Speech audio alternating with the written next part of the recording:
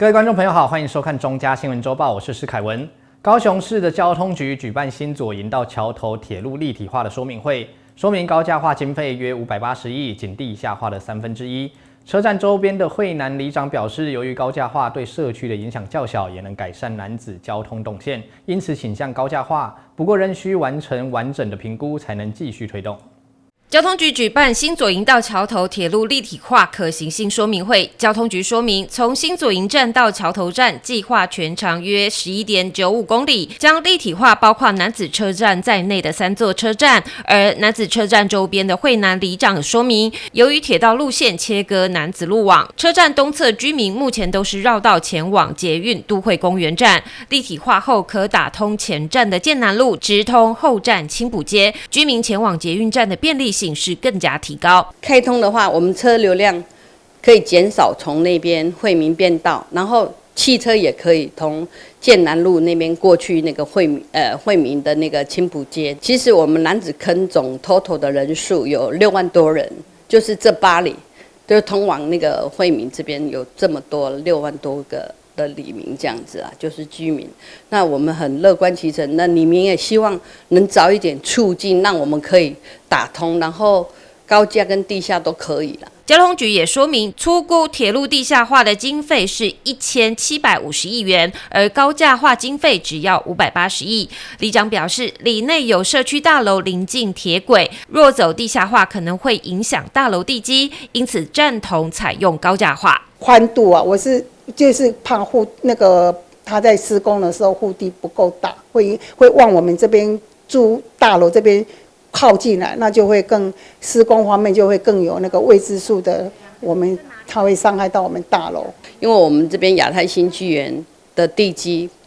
因为也是蛮久的，因为30几年了，那经过这样子浅蹲下去，会不会影响到我们大楼的地基的安全性？所以要很慎重的去做评估。而民众依照现场说明，认为高架化对周边的居民冲击较小。一来它不会扰民，然后它程序上可能就会比较简化，然后也不用考虑到护地的大小的问题，然后它可能也比较好克服目前他们想要实施的方式，而且现在的技术都一直在更新，也许到了要做的时候，它又有更好的那个高架的技术来做。不扰民又不会伤害到大楼。新左营至桥头的铁路立体化将在115年底前进行可行性评估，后续还需进行综合规划与都市计划变更。真正要看到楠梓车站立体化，还有很长的一段路要走。记者魏国庆、吴佩珊高雄报道。横跨前镇凤山区的交通要道前镇妈祖港桥改建工程，去年7月底前下游侧开放通车后，现在已经陆续完成上游侧的阶段，包括捷运黄线的地质改良、钢梁吊双以及桥面板的施作等。预计今年底全线完工通车，将使前镇与五甲之间交通的车流更加顺畅。工人加紧动作，要赶在桥梁完工前完成安全岛施作。横跨前镇凤山区的交通要道前镇妈祖港桥改建工程，自去年7月底前下游侧开放通车之后，现在已经陆续完成上游侧阶段，包括捷运黄线地质改良、钢梁吊装以及桥面板施作等。预计在今年年底前全线完工通车，可望大幅疏解前镇和五甲之间的车流。现在目前的那个主要进度是那个桥面板以及人行道，还有护栏以及它上面的铺设 AC 的部分。那后续我们新工处会在12月底之前完工通车。那接下来，它整个那个妈祖港桥就会变成双向各5个车道来做通行使用。在上游侧部分也设置4.2米的人行道，那接续着这边的双向的人行空间都会更加的健全。妈祖港桥完工之后，将使前镇和五甲之间交通更加顺畅。不仅民众期待已久，希望不要再延后，同时也期盼周边号志同步改善，缩短车辆等待时间。很久了，很多年了嘞。赶紧起好了，他别太加了。会很高兴啊，希望赶快通车啊！期待赶快通车，因为早上上下班或下课、上下课都是拥挤的。特别好啊，是伊个用交通号志啊，会让做较好势、较舒适的，莫讲互一寡行人啊，也是大家都要赶紧要抢迄个红绿灯。漫长的五甲桥哈，终于要来了哈，非常高兴了哈，昨天那副市长又来巡视了，表示市政也非常关心哈，副市长也承诺年底要完工。希望市政府要非常重视，不要再跳票了，因为这一条马祖港桥对凤山也好，前镇也好，非常的重要。每次都塞车塞那么久希望市政府要监督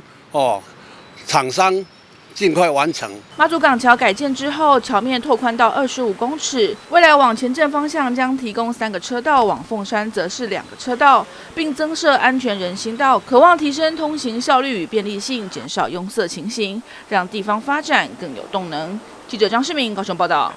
长达17年的等待，大寮林园线终于再次提上日程。近年来，高雄大寮外来人口不断移入，后续更有重划区的加持，通勤需求也持续上涨。高市府的捷运局表示，已将大寮林园线列入10年的路网评估，并将明年初将报送至交通部进行审查。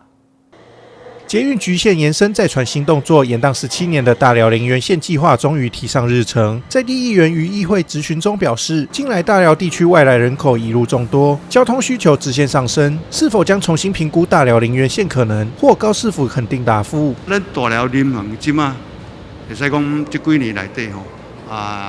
大楼也好啦这个透天的花舍，足侪拢总新起完成真侪人口拢外来人口拢入来咱大寮林园所以讲这个大寮林园线这个捷运第一希望赶紧会当来这个赶紧兴建那基本上我们已经纳到我们整体路网来做评估那这个初步的一个路线的规划，我们会从这个刚刚所提的这个局线的这个 OT1 的一个大寮站，然后到这个台25，然后到这个小港林园线的 R6， 就幸福公园的这个路线的一个规划。那这一部分呢，我们目前正积极的一个作业中，那一定在明年初我们会有一个整体的报告。那这个报告经过行政程序以后，我们会依照交通部的审查作业要点，那提到交通部去审议核备，确定了以后，我们会按照它核备的优先顺序，然后逐步来推动包含可行性跟相关的这些作业。大寮地区加上林园，共计约有20万人口，其中包含大发工业区、核发产业园区及林园工业区等，流动人口近6万人。因此，地方希望能重新评估大寮林园线的可能性，提供更加便利的交通路网。希望讲咱市政府在这个明年1月做成这个计划报告了后，送交通部咱赶紧交通部会当核定，咱请市长去交通部争取会当从这条大寮甲林园线来这个兴建完成连接小港林园线安尼起来了后，会当通到屏东。我想对整个啦凤山、大寮、林园、小港、屏东、东港，安尼形成一个足大这个生活圈会当咱交通互咱民众非常的这个便利啦互咱的这个捷运的这个路网更加完整啊。而实际搭乘捷运的民众又是怎么看？去那边没有什么好逛的，感觉是没必要，因为那边只有工业区而已。交通的进步可以把城市变得更繁华，所以这个是非常重要的。我真的不是一条线、2条线就可以改变所有的现况，但是多几条线会改变很多的不同。大寮林园线预计从捷运局线 OT1 站一路衔接至小港林园线 RL7 站，届时将可串联小港、林园、大寮及凤山等地，形成又一环状路网。高市府捷运局表示，将列入10年捷运路网讨论中进行评估，但何时才能兴建，还有待送交中央审议后才能知晓。记者陈怡轩高雄报道。新北市持续强化防洪工程，市长侯友宜今天前往视察东门溪排水改善及凤鸣滞洪池的工程。凤鸣溪下游因为临近龟山与莺歌工业区，过去只要遇到豪雨就容易淹水。如今透过护岸加高、河道拓宽及新建大型的滞洪池等方式，渴望全面提升排水量能。东门溪沿线的施工现场机具正持续进行最后阶段的整治作业，新北市长侯友宜也特地到场视察。经过这几年大家的努力，那我们可以看到东门溪的整治。那目前在整个护岸不但加高3米高，挖掘2米深以外，也加宽这个9米，让整个东门溪在整个防洪排水会更顺畅。当然，我们在樱桃路跟后门从化区这一段最关键的地方，借着后门从化区，我们盖了一个全新北市最大的滞洪池，大概可以蓄6.2万公吨，33座标准的游泳池。同时，除了这个蓄水量最大以外，也可以让东门溪的洪峰的消减量减少7 CMS。所以这个样子，我们整个樱桃路后门从化区这一个地方就不会再有积淹水的问题。这个工程已经到了77%，剩下1/4，到明年的2月份就可以完成。那2月份完成以后，不但没有积淹水，接下来后门从化区的新建工程的公园绿地休闲场所，我们会随时进场。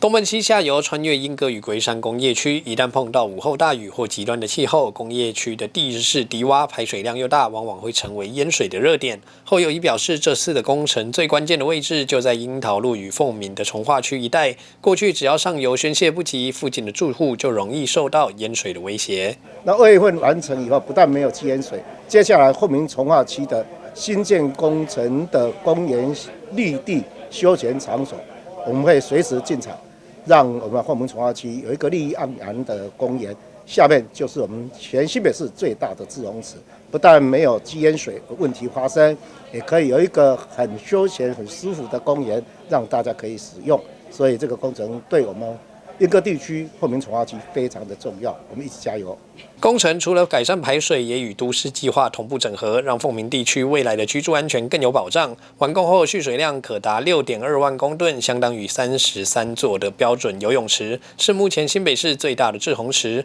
不但能提升治水的量能，也能有效降低极端降雨对产业区与住宅区造成的威胁。记者施凯文新北采访报道。高雄博爱一路的标线改造持续推进，原先示范的停车带保护自行车，近期再往南段延伸，透过把停车格外移，增设单车行进的保护空间，成功实现了交通分流，回归的3车道，也有效降低了路段车速。不过，仍然有民众担心骑士与停车车辆开门间距过近，恐造成开车门的意外。高雄博爱一路的停车带保护自行车标线继续扩大延伸到整个路段，借由将停车格向外推，增设专用的自行车道，让停车车辆可以保护脚踏车骑士，也让行人、单车以及汽机车可以明确分流。不少民众看了都觉得这个设计相当不错。我觉得还不错啊，就是车流分离这样，然后又不会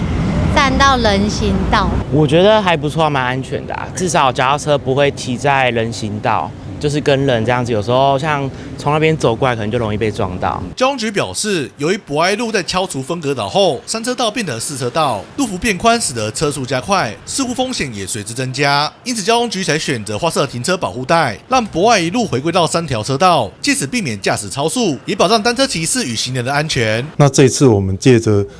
道路重铺的一个机会呢，跟公务局这边合作把这个新型的这个荷兰式的自行车道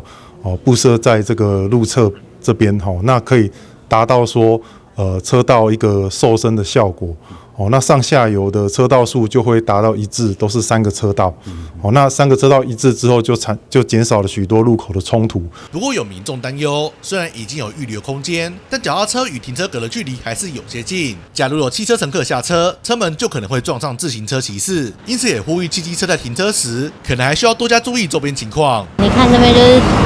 汽车格，然后如果有脚踏车骑过来，没有注意到开门，可能就会不小心掉下去了这样。对，这个可能就是坐副驾这一边他们需要去小心的部分啊，就是开车门前还是留意一下，说旁边有没有，例如说路人啊，还是脚踏车经过。我们骑车人也要注意，如果有发现有人进去要看远一点。那并且这个我们也注意到说，让这个停车格跟自行车道之间有适当的区隔，让这个行人跟慢车跟路边停车都互相之间有一个保护的作用。交通局指出，博爱一路的路型改造已经快要完成，目前还有石泉一路到博人街的南向路段需要划设。这项停车带保护自行车的标线，从今年年初开始试办，就曾经引发了不同意见讨论。虽然民众表示已经逐渐习惯了，不过如何让用路人适应新的标线设计，仍然是是否需要持续面对的新课题。记者苏安君高雄报道。为了提升板桥地区的停车机能，新北市政府在板桥区的西北公园辟建地下2层的停车场。新北市长侯友宜日前出席启用典礼，宣布即日起到12月19号试营运，开放1个月给民众免费停车，鼓励大家能善加利用。为了提升板桥地区停车机能，新北市政府在板桥区西北公园辟建了地下2层停车场。新北市长侯友宜20日出席启用典礼，宣布自即日起至12月19日试营运，开放民众免费停车，也鼓励大家善加利用。新北市长侯友宜表示，西北公园经过这几年，包括议员、市民朋友都非常支持。这次市府花了7.3亿，盖了280个汽车停车格以及50个机车停车格，有效提升民众停车的便利性。西北公园经过这几年，包括议员、市民朋友都非常的支持，我们花了7.3亿，盖了280个汽车停车格以及50个机车停车格。那今天总算正式开幕，已经可以开始使用了。那从今天开始1个月，也会让我们市民朋友可以来试停车。那未来新北市在板桥这个区块里面，我们在下个礼拜又有第21座的忠孝公园的地下停车场会正式的启用。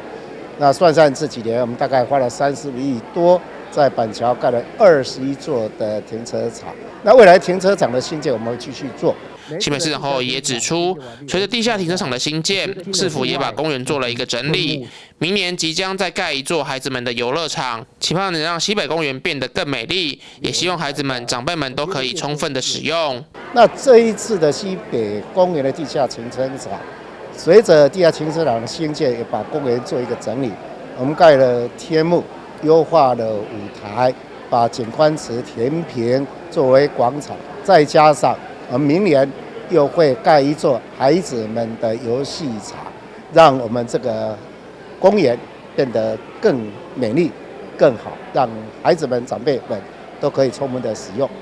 新北市交通局表示，西北公园地下停车场自12月20日起正式收费营运，临停费率为汽车每小时30元，机车每次20元。同时有汽车月票220张，每张4000元；机车月票35张，每张300元。月票抽签办法已公告于交通局网站，欢迎有停车需求的市民朋友多加利用。记者肖世荣新北场报道。中立的新民市场因为海沙屋的疑虑，多年来成为摊商与民众共同的安全焦点。桃园市府目前已经在广明2停车场推动中继市场的方案，预计明年动工，后年10月启用。议员陈伟业提出数位支付、育儿空间等新需求，同时摊商关注搬迁后的人潮变化。中立新民公有零售市场使用超过30年，因被鉴定为海沙屋，安全疑虑日益升高。不少摊商也因结构问题，生意受影响。是否启动先建后拆方案，选定距离约100公尺的广明2停车场作为中继市场，预计设置90余个摊位，2楼将规划公部门空间，明年下半年动工，后年10月启用，之后旧市场才会拆除重建。议员陈伟业表示，这次的中继市场方案期望打造更符合现代需求的生活市场，未来希望导入手机支付，让年轻家庭与长辈采买更便利。2楼可结合妇幼局空间，规划亲子友善场域，一站式完成托育与购物。我希望呢可以纳入这个冷链的设备，还有标准化的这个菜台。另外呢，因为它刚好位于广明路口，那我也希望在规划上面呢，一定要人车来做分流，还有卸货的这个动线哦，并且提供我们搬迁以及这个装修的这个补助，还有租金减半的这些措施。同时呢，因为因应目前年轻人的需求，我也希望可以导入数位的这个支付，还有亲子友善的空间。未来我知道在我们的2楼也可以结合我们的妇幼局办理这个亲子课程，就可以结合一站式的这种服务，不管是从采买到育儿呢，都可以共同的来参与哦。我希望让这个新民的市场不只是个安全的替代方案，未来呢更可以成为我们现代便利而且是有温度的市场的这个典范。经发局表示，目前工程正处于发包阶段，中继市场启用后，市府会同步加强周边交通环境与摊贩管理，不让旧市场常年的交通拥塞与卸货混乱情况再次重演。那预计呢，明年会动工，在116年的10月会完成，并让那个摊商进驻。那进驻之后呢，我们市府的驻发处就会将原有的新民市场来拆除。那在这一次的中继市场的方案里面，我们也邀集了周边的民权路39巷及明德路41巷的摊商共同的加入。那所以呢，将来这个商圈的转移势必会把这边的客户往这边移动。将来在这个方案里面呢，我们在原来的市场前面还会有停车场，所以民众的停车消费会更加便利，不会像现在的停车要到处违规的部分。那至于周边的脏乱部分呢，我们市府每周都会有1次到2次的联合稽查的活动，让这个周边的交通及环境能够保持美好。另一方面，摊商担心搬迁后的人流是否能跟得上，对此市府强调，中继市场位置就在原市场旁，并已邀集周边巷弄摊商一并纳入规划，未来客流也会整体往新场馆集中，加上停车空间与公共设施改善，有助提升消费便利性。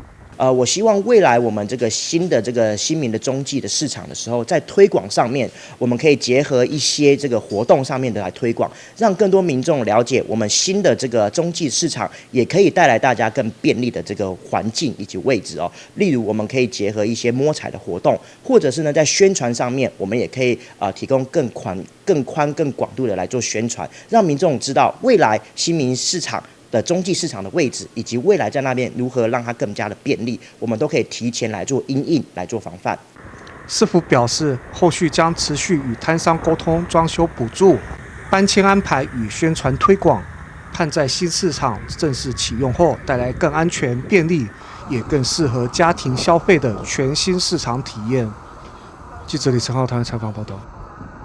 在前市长马英九任内设立的台北市政府真爱按摩服务坊，在历经23年后，配合市政大楼的改造计划，迁移到原有的市民接待室位置。在重新装潢后，11月18号全新启用。亲自主持仪式的市长蒋万安表示，这次的生活空间不仅是硬体改善，提供更舒适的服务环境，更象征北市府在推动视障者就业及营造友善城市的方面迈出重要一步。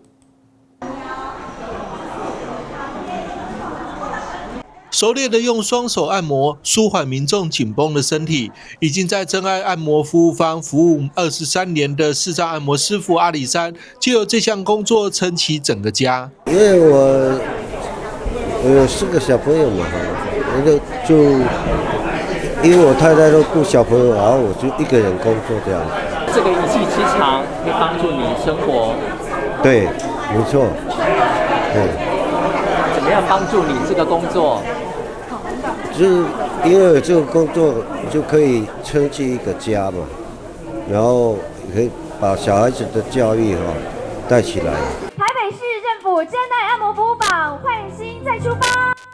这里是位于台北市政府大楼的真爱按摩服务坊，在民国91年10月设立后，成为最受台北市政府员工及洽公市民欢迎的舒压据点。23年来，服务人次突破23万人次，也是支持视障朋友就业的重要平台。为了配合市政大楼改造计划，真爱按摩服务方迁移到原本市民接待室的位置，在台北市长蒋万、台北市劳动局长王秋冬及台北市议员秦慧珠等人剪彩下全新启用。蒋万表示，这不仅代表空间环境的提升，更象征北市府在推动视障者就业、营造友善城市方面迈出重要一步，具体展现落实身心障碍者权利公约的决心。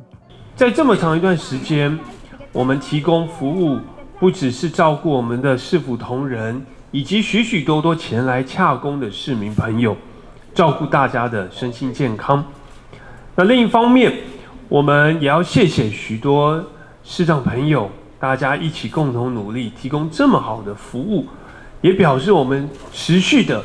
来照顾并且支持我们的视障朋友，让大家有一个好的工作环境，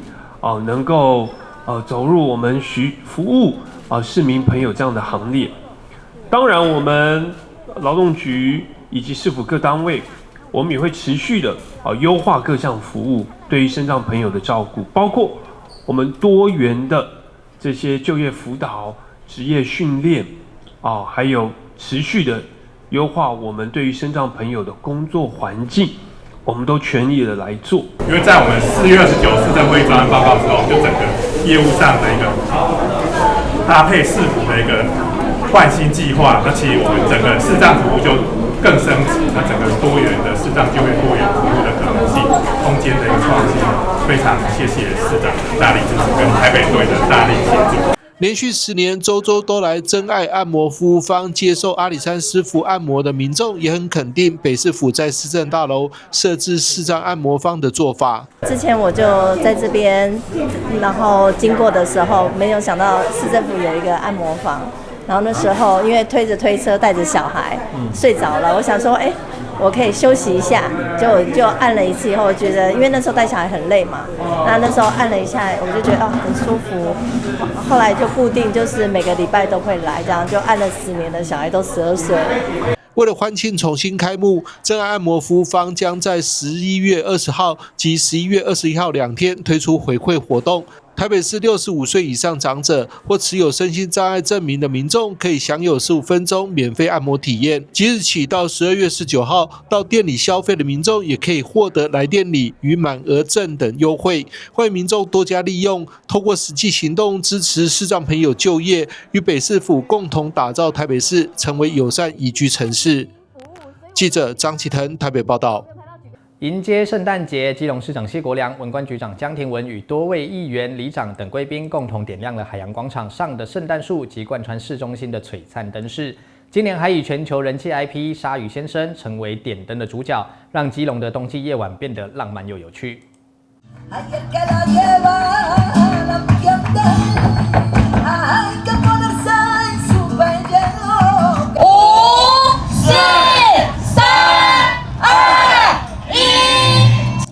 基隆海洋广场16公尺高的圣诞树正式点亮，还有周边的灯饰廊带一路从海洋广场串联到基隆美术馆跟市中心田寮河，吸引许多民众来拍美照。就是浪漫的圣诞树吸引我们想要拍照，就是流动的港口，世界的基隆。那这一次还特别感谢一个特别来宾，非常重要的一个特别来宾，你们知道是谁吗？你们可能猜不到我要讲什么，就是鲨鱼先生哈。我们给鲨鱼先生一个鼓励，好不好？最近自从鲨鱼先生出场了以后，国良就已经不是焦点了哈，大家就会关心鲨鱼先生，非常可爱了，所以我也给文化局、文官局高度的肯定，也可以掌声鼓励一下，好不好？谢谢局长。小朋友啊，家庭很喜欢的哈。由基隆文官局策划的冬季点灯活动，结合了基隆迎向世界舞台400年的概念，呈现基隆流动与世界性的城市精神之外，再加入全球人气 IP 鲨鱼先生成为点灯主角，吸引亲子朋友的目光。市长谢国良、文官局长江庭梅跟多位市议员与在地里长都共同参与点灯，期许光耀基隆，点亮港湾，基隆越来越好。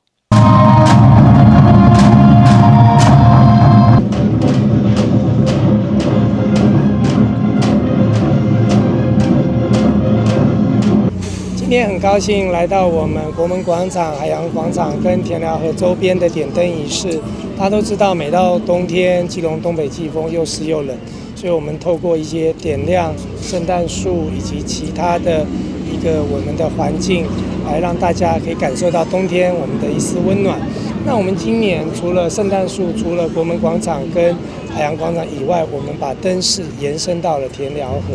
那这个也是我们第一次把这个灯饰在田寮河跟国门跟海洋广场结合，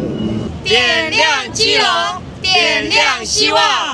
圣诞节快乐！我们基隆的雨都是很浪漫的，怎么样在一个浪漫的雨都创造这个整个基隆的未来？我觉得这个是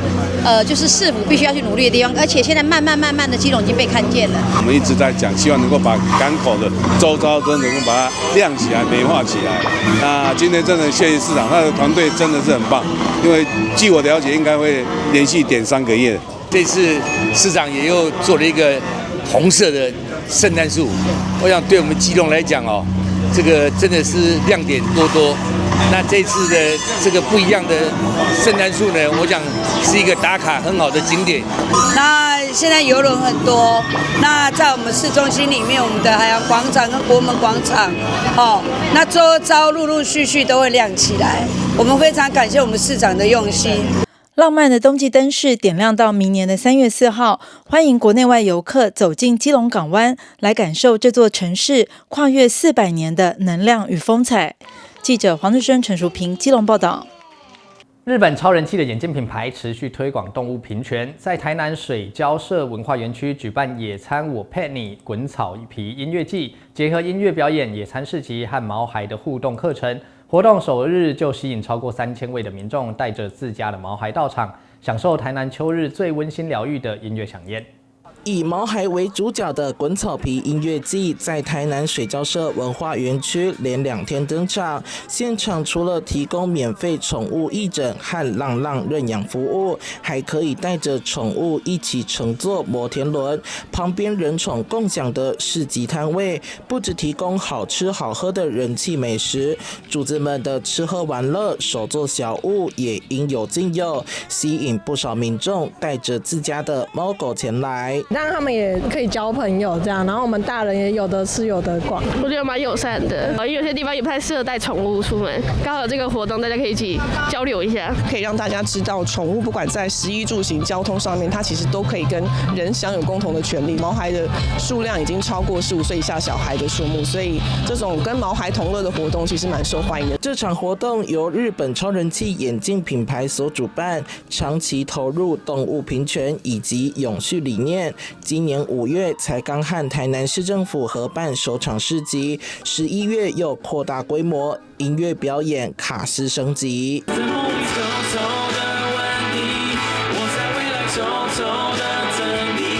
鼓鼓吕思伟、萧秉治合体带来多首经典歌曲，粉丝尖叫声不断。这回邀请近10组艺人来开唱，市长黄伟哲也2度来参加，与毛孩们互动，代表市府对人宠友善城市的支持。我们非常感谢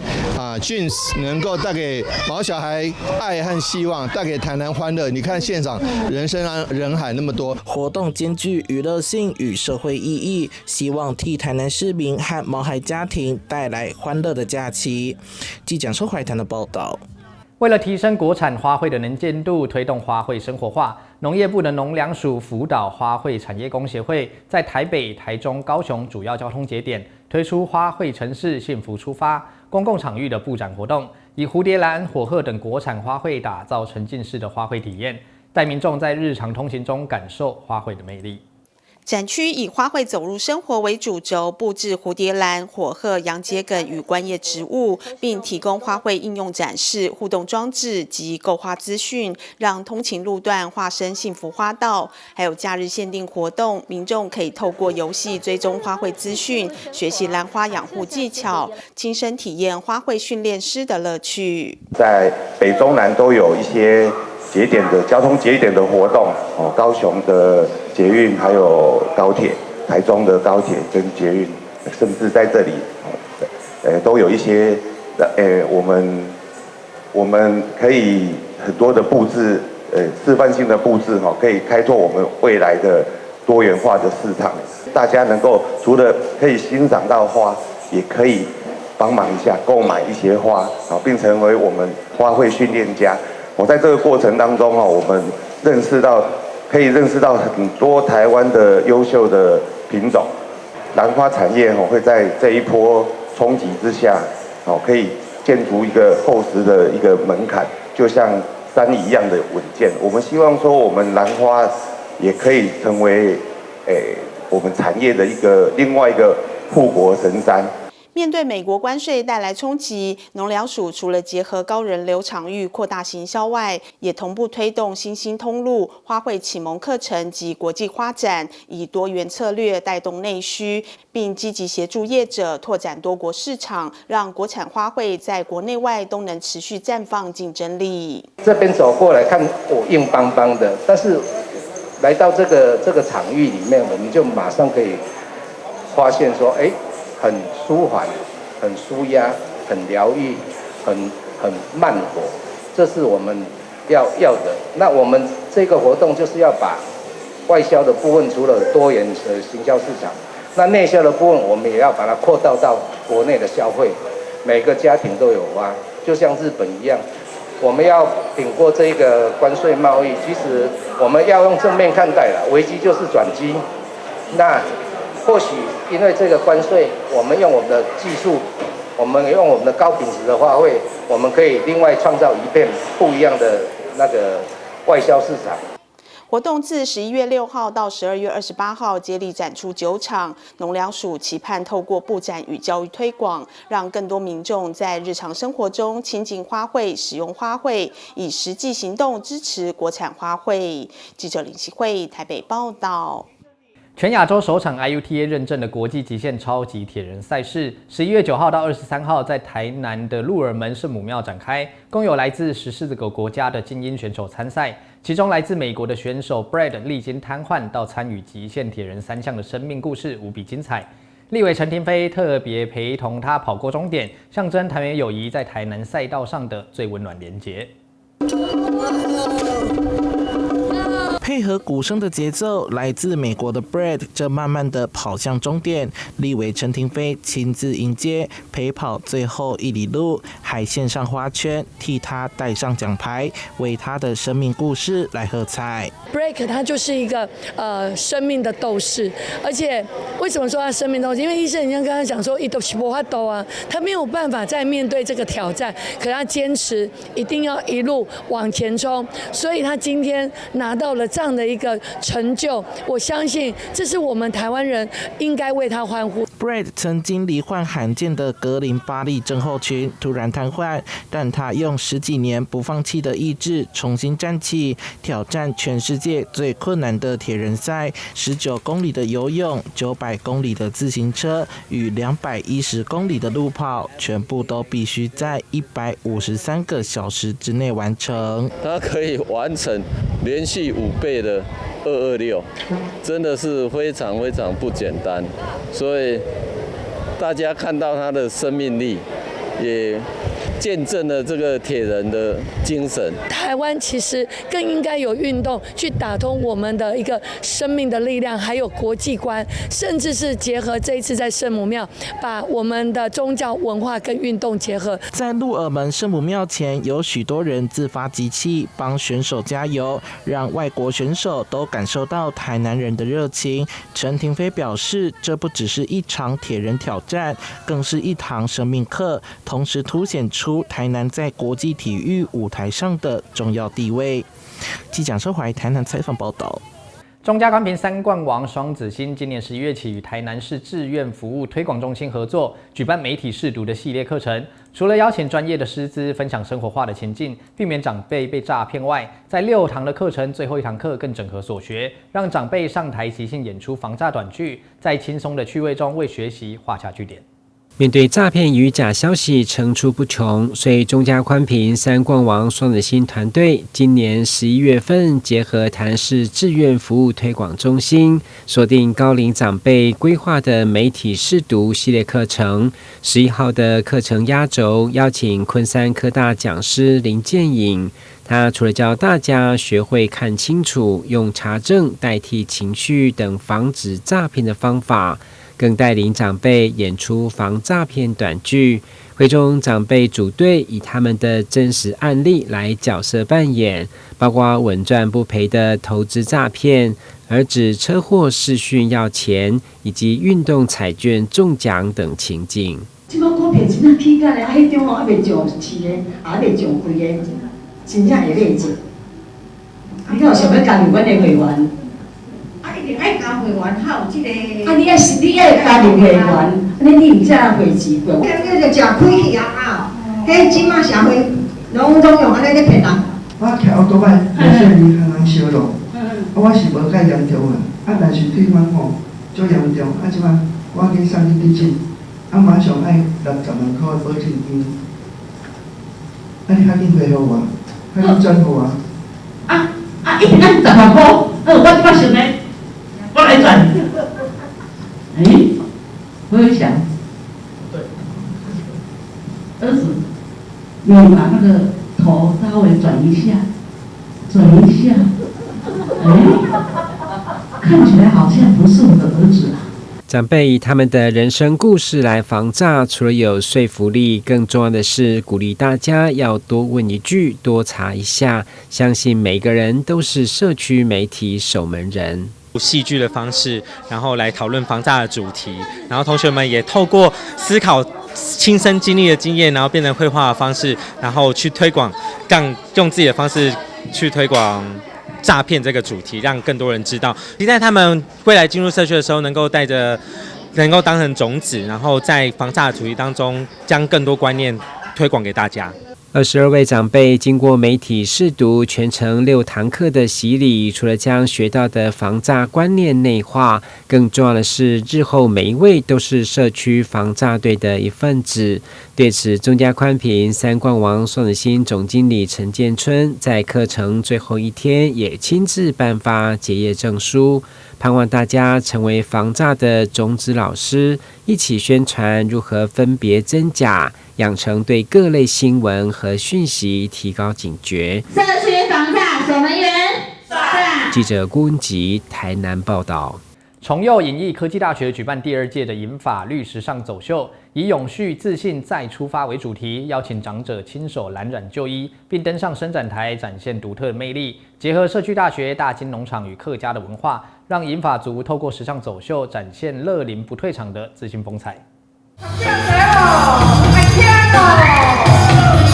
银发模特儿自信地走向伸展台，身上穿的蓝染服装全是他们亲手设计制作。崇佑影艺科技大学举办第2届银发律时尚走秀，让长者成为最亮眼的主角。我们这次把蓝染的部分从之前的配饰到更深入的服装，那甚至到一些我们可能导入一些扎染的技巧。那我们这次也纳入了客家委员会，还有基隆社区大学，那我们让这次的活动变得更加丰富。活动结合社区大学、大金休闲农场与崇佑科大，从设计到染布，长者一步步将旧衣重生，成为独特的蓝染作品。结合崇佑的热龄学生，把他们过去穿的非常时尚豪华的衣服旧衣重生，让热龄的学生呢可以在染手作配合阳光、空气、含水，在手作的过程中，他们都可以非常的开心。在已经超高龄社会的基隆，这样的一些活动啊，其实可以更多的举办，让我们银发长辈能够在这样的一些舞台。不输给所有的年轻人啊！走秀现场还融入了多元文化元素，有客家鼓表演，也有重现基隆矿工历史的主题演出。长者们身穿自制蓝染服装，展现十足的活力。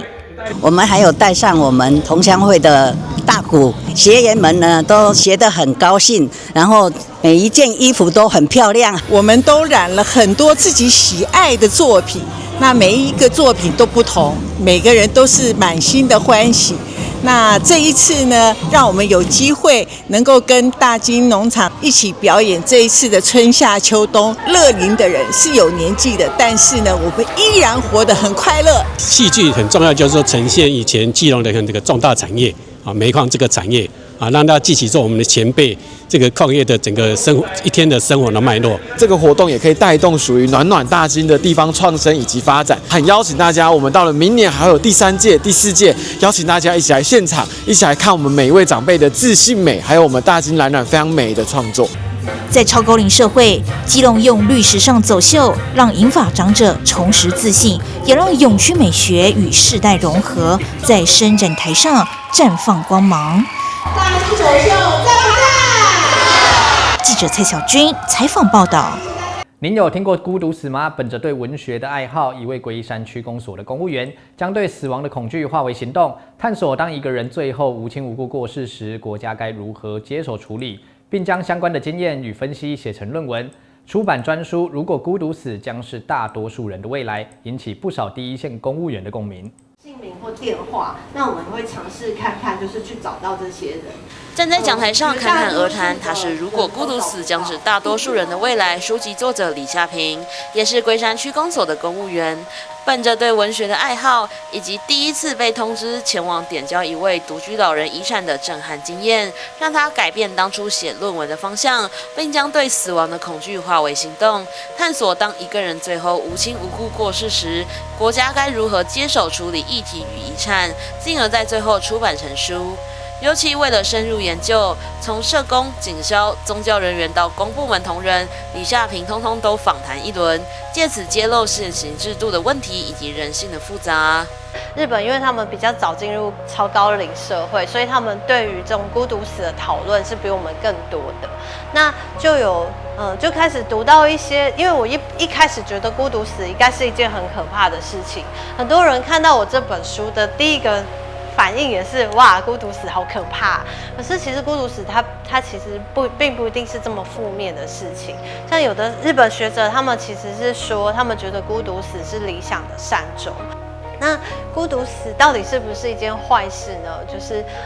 我自己其实会回过头来去想，我接到的那通电话的那个老人家，那个阿姨，她自己一个人居住，然后养了一条狗狗，然后平常跟邻居有很好的互动，然后但是生活就是她的身体很健康，都可以自己打理，所以她才会没有送到医院，然后独自在家中死亡。我们害怕的孤独死，其实它可能是孤独死很多天之后才被邻居发现通报，然后那个臭味，或者是那个就是现场的状况很可怕这件事情。但是如果我们就是提早做好准备，你知道你现在就是身边没有亲友了，你预备自己以后应该是会孤独死，那其实你可以做很多的准备，像是预立医疗决定啊，或者是先写好遗嘱啊，或者是就是跟你的邻居建立比较好的关系，然后就是互相陪伴，然后或者是其实人家就是我们之前会说长辈图什么的，但是长辈图它其实有一个功能，就是当这个长辈今天没有传图过来的时候，其实就是需要去关心他了。就是其实数位时代有各式各样的方式啊，可以去预防孤独死很多天都没有人发现，然后需要人家去收尾的这样的状况。李夏平也大方分享书中一位案例的故事。有位失智阿嬷，由于无法说明需求，也没有可靠的联络方式，最后是承办人员突破重重困难，才协助她申请到中低收入津贴，并获得妥善安置。然而，这位阿嬷的困境只不过是公所日常服务的冰山一角。如果制度僵化不变，社工人才流失，恐怕社会安全网将拦不住这些需要帮忙的人。就是我们在柜台第一线服务的时候啊，会遇到有一些长者，他们是真的很需要帮助，但是他们表现出来的可能就是会有一点希望伪装他们自己，就是好像他好像不太需要帮忙，但是就像我有一次遇到一个阿嬷，就是暂且称她为阿水阿嬷，她就是一个失智症的阿嬷，可是她跟我说，她过去她是一个小主管，然后薪水不错，还可以帮助别人。然后甚至有一个儿子还在美国当过医生，但是这个儿子后来车祸死掉了。对，然后这个阿嬷她来到我们柜台，她其实说不出来她要办什么，但我们后来发现她其实就是要办中低收老人生活津贴。对，但是她因为她失智了，然后她记不得她的家里的地址。然后他的户籍又被迁到户政事务所，让他又没有手机可以联络，其实是很棘手的案件，就是一般用正常的程序去办是没有办法帮到他的。那因为我们就是突破了种种的困难，就是帮他办到了中低收老人生活津贴。然后他的家人就把他送去了护理之家做安置。我们社会安全网其实蛮脆弱的，而且因为如果没有好好的对待社工，其实社工一直流失，他们的工作量更大，那就会造成更不好的结果，就是社工越来越少，那能够服务到的民众就会越来越少。但这些调出社会安全网的民众，有时候真的求助。书籍出版后，意外引起热烈回响，尤其是第一线公务员的共鸣与讨论，让李夏平直呼十分荣幸与开心。他期盼透过书籍的力量，唤起大众和政府重视孤独死的议题，去思考如何改善当代社会照顾网络，并透过持续对话和行动，携手打造一个更适合老去的社会。好，因为现在台湾，2026年正式迈入超高龄社会啊，然后每5个人中就有1位是长者。那因为长辈的议题就是未来会越来越多，而且越来越复杂。那希望就是上级长官可以投注更多的资源跟人力在这部分，尤其是像社工的人力现在严重的不足的状况。然后如果又没有好好的对待年轻的社工，其实他们的离职率很高。对，我们不希望这样的事情发生。我们希望大家可以共同去建立一个更好、更适合变老的社会。根据数据推估，台湾将在2026年迈入超高龄社会，加上现代观念进步，如同书名所言，许多人未来可能都会是一个人面对死亡。李夏平呼吁，面对未来大量孤独死问题，需要的是有支持力的制度，以及对第一线工作者的尊重与协助。也欢迎大家多多思考，如果一个人未来将孤独终老，社会能否提供更有尊严的选项与支持呢？记者林婷、李承浩桃园报道。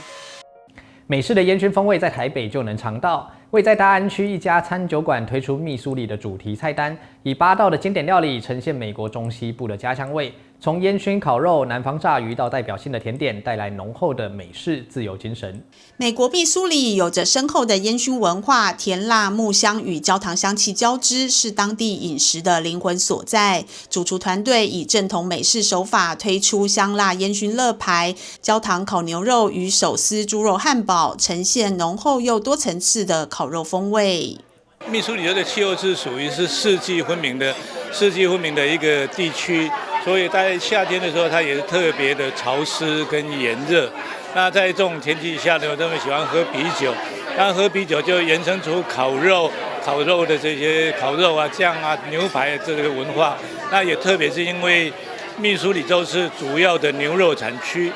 我们人口600多万，但是牛的数量有400多万头。那因为这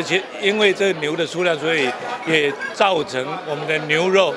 产业非常的发达，非常好吃，然后又便宜。那这次很荣幸呢，其实我们跟密苏里州的办事处合办了这次的密苏里美食节。那我们也受邀到了密苏里，它现在也正是他们烤肉节的时段。那说到密苏里州，最重要就是他们的烤肉了。他们的烤肉相较于美国其他地方，他们烟熏味特别重。然后除了这个之外呢，他们烤肉酱来讲，他们也不强调甜度，强调说把那个木质的感觉做出来。所以这种餐点里面，我们又出现了2道经典的烤肉料理，一个是他们的密苏里州的猪肋排，一个是像他们有另外一个是烤牛胸肉，以及我们再用猪肋排延伸所做出来的他们的手撕猪肉的 pulled pork sandwich。主题菜单也展现密苏里料理的多样性与地区特色，以南方炸鱼、苹果沙拉与巧达浓汤面包中带来风味节奏转换，还有综合起司坚果披萨以及压轴的古尼奶油蛋糕，以柔软湿润的甜味让整份菜单从浓郁到爽口层层交织堆叠。因为密苏里州呢以他们的苹果出名，另外他们有一个很有名的山核桃，它的山核桃非常有特色，是它带有淡淡的酒味，它在完全没有经过发酵的情况下面就有淡淡的酒味，它其实非常的浓郁。那加到沙拉里面，不仅能提升口感，也让沙拉有一番风味。8道经典主题菜单，从选材试菜到最后风味调整，耗10多个月，以最贴近原味的方式重现密苏里州的饮食精神，让饕客不用出国就能感受美式料理的风味与热情。记者李启慧台北报道。台南以炭烤的海鲜闻名的烧烤餐厅，店内的招牌烤红鲟、烤龙虾等特色菜，因为渔获品质鲜美，炭烤风味独特，成为饕客来店必点的菜色。老板蔡玉林这回更特别引进台湾养殖的大闸蟹，要让消费者吃得美味又安心。过去人说秋蟹肥美是吃蟹最好的季节，但近年来因为气候越来越热，螃蟹爆卵爆黄的时间延后，现在反而是入冬后更适合尝鲜。府城烧烤家老板蔡玉林不藏私，分享如何选出好吃的肥蟹。好吃其实要摸它这一块尖起来，它如果是硬壳的，这里如果是硬壳的话，这里就很好吃。硬壳的这边，那如果你是软的话，它的肉质就是稍微要，而且怕那个肉质就没有很好，所以你找螃蟹你一定要找这种硬壳的。螃蟹、龙虾经过火烤后，将海洋鲜味再次浓缩提升，同时还带有淡淡炭香，成为饕客来店必点。秋天是吃螃蟹的季节，然后而且这个吃螃蟹最重要的就是什么呢？就是要讲究一个鲜。我喜欢它的那个鲜味，它的味道比较重，口感比较重，绵密，然后蟹膏又多，相当的美味啊。大闸蟹比较绵密，但是它有台湾的螃蟹有它自己本身它的鲜甜的味在。对，我觉得两个比较起来其实都很好吃。不止红鲟跟龙虾。蔡玉林这次特别引进实施绿色生态养殖，生长在好山好水的苗栗安吃蟹，让消费者品尝台湾在地养殖、健康美味有保障的大闸蟹。因为它就是绿色生态养殖的，所以它没有抗生素。我觉得这个是非常难得的一件事，而且很多都是从大陆进口，但是这几年，尤其是今年，大陆的一些药检都没有过，所以其实我们台湾有这么好的那个大闸蟹，其实我们要好好的推广。蔡玉林表示，今年因为大陆大闸蟹药检没过，台湾没进，所以特别引进苗栗优质的安吃蟹。满足每位饕客挑剔的嘴，想尝鲜的朋友记得要先提前2个礼拜预约。台南新闻张硕维采访报道。冬天来了，最近高雄的气温也逐渐变冷，让不少饕客开始怀念当归汤的滋味。武庙商圈有间开业10多年的鸭肉店，鸭肉饭的分量十足，再配上一碗味道甘醇的当归鸭汤，可以说是冬天的一大满足。掀开锅盖，随着热烟的窜起，当归香气扑鼻而来，甘醇的药香中带着一丝甜味。只见老板在碗中放入一大块鸭肉，淋上熬煮多时的当归汤，便是饕客们在冬日最爱的美味。当归本身它是不燥不热，它比较适合说我们那个一整年都可以吃，这是比较温补的药材。对，早上像我们早上。8点多过来的话，就开始熬的话，到我们11点差不多要先熬个2、3个钟头，然后在营业时间的话，它还是一直在里面熬，所以那个这一整天都是持续在熬的。当归在我们这边的话，卖当归的几乎是没有。我们当归的是在这里也算是一枝独秀，还蛮不错的。不仅当归汤备受喜爱，一旁的鸭肉饭也不容错过。大碗的鸭肉饭分量十足，粉嫩的鸭肉丝与笋干在饭上铺满，鸭肉饭还会淋上老板自制的鸭油提味，让味觉层次更加丰富。因为这个本身嘛，这就是我父母亲他们之前就是做这个，但是他们退休了，那时候。我们是没接有个人的工作，但是我们从小就是都跟在身旁学习，所以说对这个行业我们是蛮熟悉的。这个考虑的之下，我就决定说，不然就回来再开这个店啊。一开店刚开始做到现在，一做就10几年了，时间过好快。如今开业10多年的鸭肉店，继承了父母的好手艺，由兄弟2人一同经营，延续这份古早味美食。尤其在冬日的高雄，更是让老饕们频频到访。记者洪俊杰、李平荣高雄报道。